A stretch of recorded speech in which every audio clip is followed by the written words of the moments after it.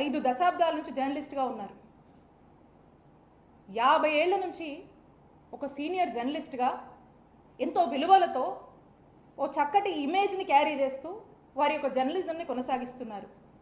అలాంటి ఒక వ్యక్తి ఏ రోజు ఏ విషయంలో కూడా ఒక ఎక్స్టెంట్కి మించి వెళ్ళి మాట్లాడేటువంటి మనస్తత్వం కాదైంది. న్యూట్రల్స్ కూడా తన్ని అప్రిషియేట్ చేసేటువంటి విధంగా తన యొక్క జర్నలిజం కొనసాగించారు వారి యొక్క దీంట్లో. అలాంటి వ్యక్తిని ఈ రోజున అరెస్ట్ చేశారు. అంటే ఈ రెడ్ బుక్ పాలన ఎక్కడ దాకా వచ్చిందంటే ఈరోజు జర్నలిస్టుల వరకు కూడా వచ్చింది. ఈ రెడ్ బుక్ పాలన ఎవరికి కూడా అతీతం కాదు అని ఈరోజు ఒక పరాకాష్ఠకి చేరింది అని చెప్పడానికే ఈరోజు ఈ కేఎస్ఆర్ గారి అరెస్ట్ని మనం చూడొచ్చని తెలియజేస్తున్నాము. ఏడాది కాలం నుంచి మనం చూస్తూ ఉన్నాము.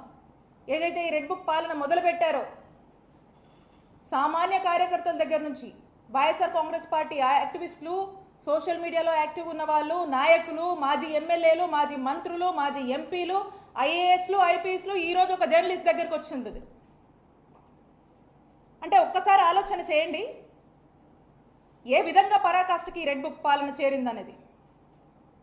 మరి ఈ రోజున ఆయన చూస్తే అందరూ చూశారు లైవ్లోనే. అది ఈవెన్ కేఎస్ఆర్ గారు వారు ఈ మాటలు మాట్లాడకపోయినా ఆ జర్నలిస్ట్ మాట్లాడినటువంటి మాటలకి కేఎస్ఆర్ గారు లైవ్లో సారీ చెప్పారు.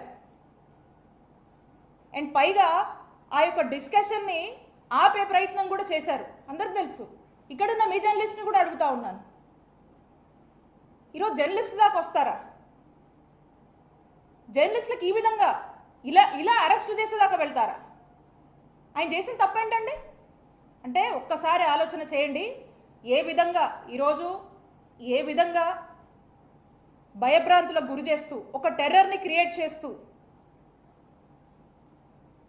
మనుషుల్ని ఒక టార్చర్ చేయడము, చంపేదాకా తీసుకెళ్లేటువంటి ప్రయత్నాలు ఈరోజు ఈ రెడ్ బుక్ పాలన చేస్తుంది కూటమి ప్రభుత్వం నాయకత్వంలో అని తెలియజేస్తున్నాము. అలానే అసలు ఈరోజు వైఎస్ఆర్ కాంగ్రెస్ పార్టీకి రాష్ట్రంలో ఉన్నటువంటి ఒక బలమైన వాయిస్ సాక్షి. ఆ సాక్షి గొంతు నొక్కే ప్రయత్నం చేస్తుంది. ఆ సాక్షి గొంతు నొక్కే ప్రయత్నంలో భాగంగా ఈరోజు సాక్షి ఆఫీస్ మీద దాడులు చేస్తూ ఉన్నారు. ఎందుకు సాక్షి ఆఫీస్ మీద మీరు దాడి చేస్తూ ఉన్నారు? సంవత్సరంగా మీరు చేసినటువంటి అరాచకాలు ఈరోజు సాక్షి చూపిస్తున్నందుక.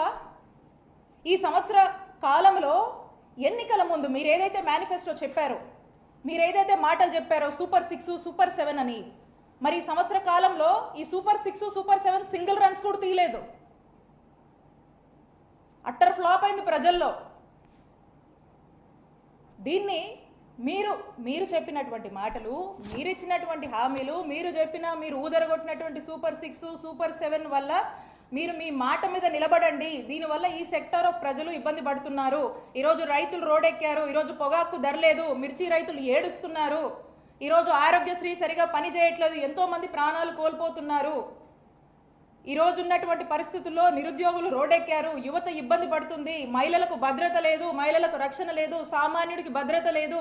సామాన్యుడు పోలీస్ స్టేషన్కి వచ్చే పరిస్థితిలో లేరు. సామాన్యుడు ఈరోజు సంతోషంగా ఈ రాష్ట్రంలో బతికేటువంటి పరిస్థితి లేదు. చరిత్రలో ఎన్నడూ ఎప్పుడు లేనటువంటి విధంగా ఈరోజు రాష్ట్రంలో అరాచకాలు, ఇల్లీగల్ కేసులు, అరెస్టులు, జైళ్ల పాలు చేస్తున్నారు.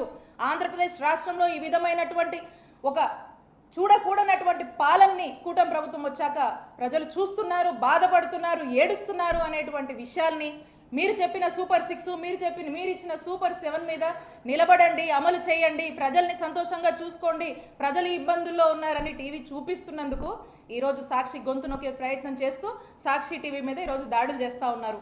ఇది మనం డెమోక్రటిక్ సిస్టంలో ఉన్నాము. ఈ సిస్టంలో ఇలానైనా మనం నడుచుకోవాల్సింది? ఇలాంటి గవర్నెన్సా మనం ప్రజలకు ఇవ్వాల్సింది?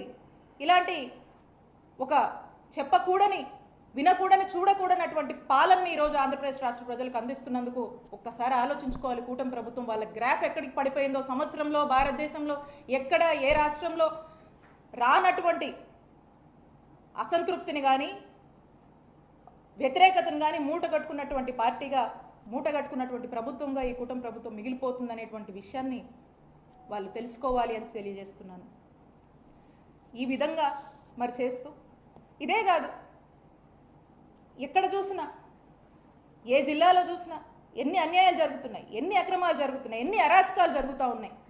మొన్న మనం చూసాము, వెన్నుపోటు దినమని చెప్పి రాష్ట్ర వ్యాప్తంగా చాలా పెద్ద ఎత్తున కూడా ఒక 1 ఇయర్గా ఈ ఏడాదిగా కూటమి ప్రభుత్వం చేసినటువంటి అరాచకాల్ని ఎక్స్పోజ్ చేస్తూ ప్రజలంతా రోడెక్కి వైఎస్ఆర్ కాంగ్రెస్ పార్టీకి పెద్ద ఎత్తున మద్దతుగా వచ్చి ఈ యొక్క పాలనని, ఈ యొక్క ఫెయిలియర్స్ని ఎత్తి చూపించేటువంటి ప్రయత్నం చేస్తూ చాలా ఒక మంచి అద్భుతమైన స్పందన, ఒక ఆదరణ కానీ, ఒక మంచి ఇదిని కానీ ఈ ప్రోగ్రాం వల్ల వచ్చి ప్రజలకు కూడా ఒక నమ్మకం వైఎస్ఆర్ కాంగ్రెస్ పార్టీ మీద ఇంకొంచెం పెరిగి, అలాగే ఈ ఉన్నటువంటి గవర్నమెంట్ యొక్క ఫెయిల్యూర్ని ప్రజలకు ఎక్స్పోజ్ చేసే ఒక ప్రయత్నం చేసినప్పుడు మేము సక్సెస్ అయ్యాము.